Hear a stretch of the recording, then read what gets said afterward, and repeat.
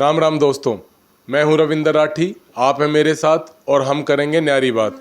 न्यारी बात के इस खास एपिसोड में हमारे साथ हैं विभिन्न समाचार चैनलों में संपादक का दायित्व निभा चुके श्री धर्मपाल धनखड़ जी। धनखड़ जी, हम बात करेंगे आपसे वर्तमान पत्रकारिता की स्थिति पर। जिस तरीके से लोकतंत्र के चौथे स्तंभ पर सवालिया निशान लग रहे हैं, उस बारे में क्या कहेंगे?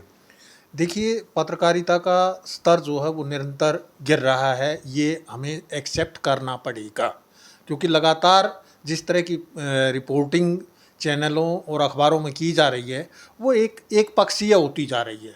और एक तरह से मैं कहता हूँ कि एक ही तरफा रिपोर्टिंग हो रही है पूरी तरह से, और उसके कारण जो है लोगों में पत्रकारों पर और समाचार माध्यमों पर जो है वो विश्वास कम होता जा रहा है। धनखड़ जी, दशकों पहले मिशन से शुरू हुई पत्रकारिता कमीशन पर पहुंची और अब ये पूरी तरीके से समर्पित हो चुकी है सत्ता की चाटुकारिता तक। इसको कैसे देखते हैं? देखिए, पत्रकारिता की जो शुरुआत थी हिंदुस्तान में वो आज़ादी के आंदोलन के दौरान हुई थी, और उस समय जो है ये एक मिशन थी। लेकिन जैसे जैसे पत्रकारिता में पैसे की इन्वेस्टमेंट ज़्यादा होती गई, ये व्यवसाय बनी, और व्यवसाय के बाद अब ये मैं समझता हूँ कि व्यापार की तरफ बढ़ रही है। और सीधी सी बात है कि एक व्यापारी, एक सेठ जो पैसा चैनल में या अखबार में इन्वेस्ट करता है, वो उसके बदले उसका रिटर्न चाहता है, और इस रिटर्न की चाहत में जो है वो अधिकतम जो रिटर्न चाहता है, उसके कारण जो है वो पत्रकारिता का स्तर भी गिर रहा है। और इसमें पत्रकार जो हैं वो केवल नौकर बन करके रह गया है, वह पत्रकारिता नहीं कर पाता है। धर्मपाल जी, आज वर्ल्ड प्रेस फ्रीडम डे है और 180 देशों में जो प्रेस की स्वतंत्रता है उसको लेकर एक रैंकिंग दी जाती है। 2016 में भारत इसमें 133वें नंबर पे था और आज 142वें नंबर पे है। 180 देशों में हम प्रेस की स्वतंत्रता के मामले में 142वें नंबर पे हैं। कैसे देखते हैं इसको? देखिए, लगातार प्रेस पर जो है वो पत्रकारिता पर जो है वो शिकंजा कसता जा रहा है।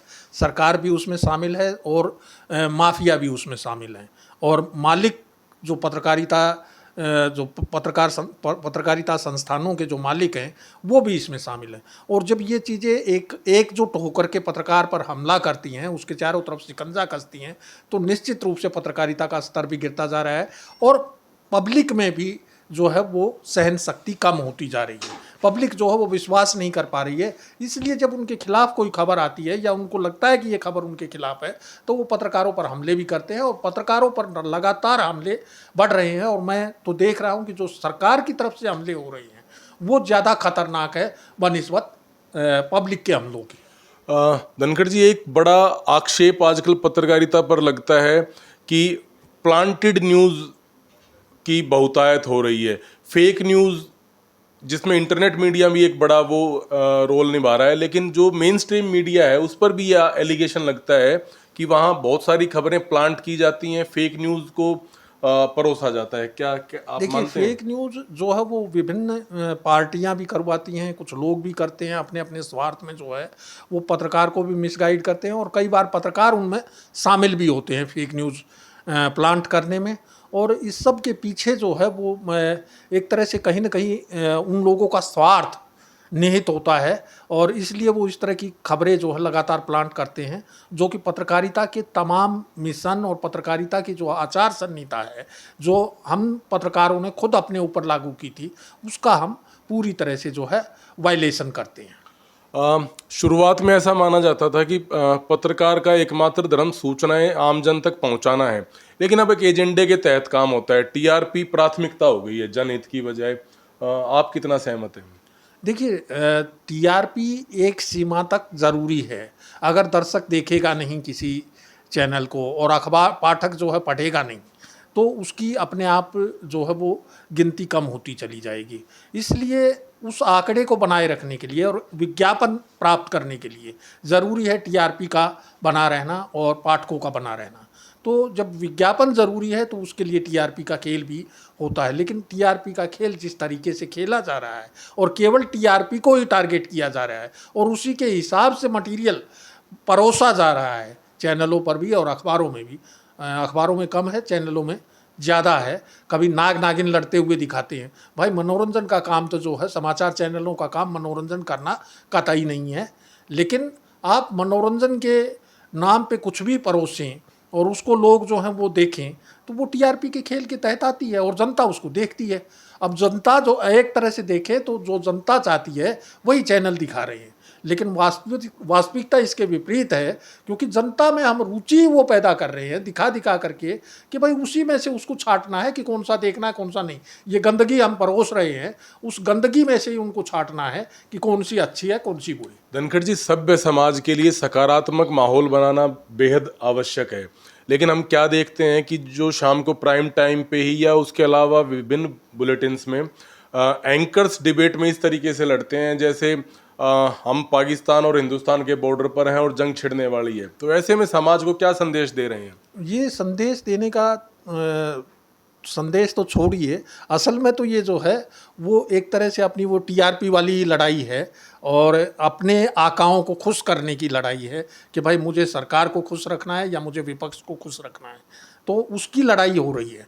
और उसी के लिए जो है वो जो जंग जो है वो समाचार संप्रेषण अब कला नहीं है, वो भी एक जंग हो गई है, क्योंकि वो दिखाना चाहता है कि मैं सबसे आगे हूँ और सबसे आगे की जंग में जो है वो अनाप शनाप तरीके से भी गलत तरीके से भी चीज़ों को प्रस्तुत करते हैं। अभी पिछले दिनों एक समाचार चैनल की एंकर जो है वो यूक्रेन के किसी शहर से रिपोर्टिंग कर रही थी और जिस तरह से उसके डांसिंग स्टेप थे और जिस तरीके से उसने जो है वो प्रस्तुतिकरण किया खबरों का वहाँ से, वो मतलब मैं समझता हूँ कि ये प्रस्तुतिकरण नहीं है। एक तरह से मैं इसको कहने को लोग कह सकते हैं कि ये एक प्रयोग है, लेकिन ये प्रयोग भी नहीं है, क्योंकि समाचार गंभीर चीज़ है और उसे गंभीरता से ही प्रस्तुत किया जाना चाहिए। अभिव्यक्ति की आज़ादी के नाम पर जिस तरीके से आज पत्रकारिता में तमाम अतिक्रमण हो रहे हैं, तो क्या मानते हैं कि जो छवि जब आपने पत्रकारिता शुरू की और उस समय जो लिहाज लोग रखते थे पत्रकारिता का, वो आज कहाँ किस रसातल में, क्या मानते हैं? देखिए, हमने जब पत्रकारिता शुरू की थी 1984-85 के दौर में, उस समय हिंदी में ख़ास तौर पे खोजी पत्रकारिता का दौर शुरू हो चुका था और पत्रकार जो हैं वो खोज कर घोटाले और घपलों की खबरें लेकर के आते थे। कहाँ बेकायदगियाँ हो रही हैं उन्हीं को ला करके दिखाते थे और यही पत्रकार का कर्म माना जाता था कि सरकार की चमची मारना कोई मतलब नहीं है, सरकार के प्रेस नोट छापने का कोई औचित्य नहीं है, वो ठीक है सूचना के रूप में जाएंगे, लेकिन पत्रकारिता का असली मर्म वही होता था जब जनता की बात की जाए और जनता के लिए खबरें हों, जनता की बात जनता के लिए हो। तो उसके लिए जो है जिस तरीके से पत्रकारिता होती थी वो आजकल नहीं हो रही है।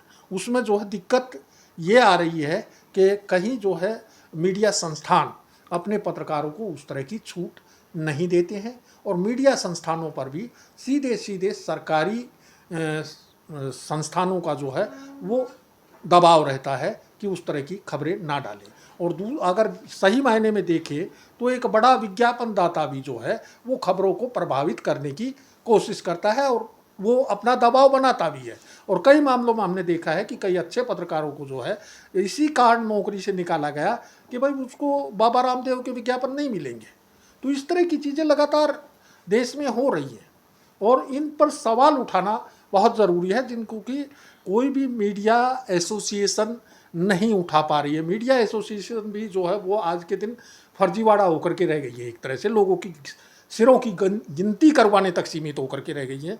उनको वो मीडिया पर्सन्स के लिए जो है वो लड़ाई नहीं लड़ पाती है और दिक्कत ये है कि मीडिया पर्सन्स आज जो है वो यूनियन बनाने में सक्षम नहीं है। सरकार जो है पूरी तरह से जो कर्मचारियों के लिए नियम होते हैं उनको ख़त्म कर चुकी है और मालिकों के पक्ष में जा चुके हैं, इसलिए यूनियन का भी कोई औचित्य नहीं रह गया।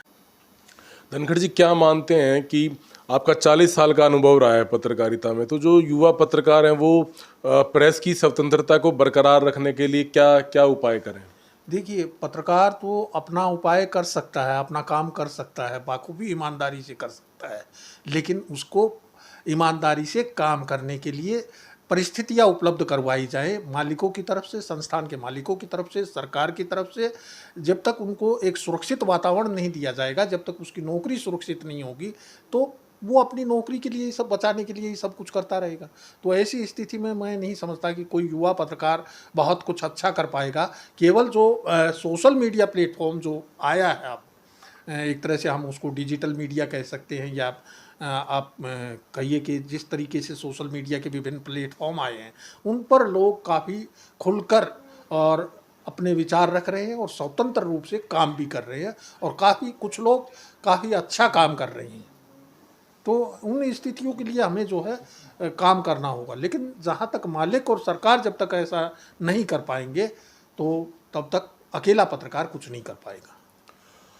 उम्मीद करते हैं कि जनता की आवाज़, अभिव्यक्ति की आज़ादी का बुलंद नारा देने वाली मीडिया इस देश में स्वतंत्र रूप से काम कर पाएगी। भविष्य सुनहरा होगा, रैंकिंग में सुधार होगा। फिलहाल न्यारी बात के इस एपिसोड में इतना ही। शीघ्र मिलेंगे किसी अन्य खास शख्सियत के साथ, किसी अन्य न्यारी बात के साथ। धन्यवाद।